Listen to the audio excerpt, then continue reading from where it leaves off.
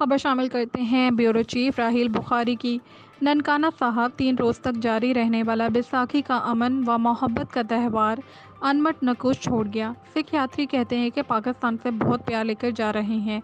यात्री हुकूमत पाकिस्तान के इंतजाम से बेहद खुश दिखाई दिए। यात्री खुशगवार यादें साथ लिए ननकाना साहब से लाहौर रवाना हो गए। बैसाखी का त्यौहार आया और 3 रोज़ तक जारी रहने वाला अपनी तमाम तैयारियों के साथ इख्तिताम पजीर हो गया। 3 रोज़ा क़याम के दौरान भारत से दुनिया भर से हज़ारों सिख यात्रियों ने मुकम्मल आज़ादी के साथ अपनी मजहबी रस्मात अदा की।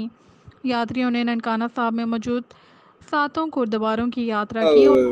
ख्याल आता है मेरा ख्याल है वो जितना हमारी तवक्को थी उससे ज़्यादा खुश मुझे नज़र आए हैं, मुतमिन नज़र आए हैं।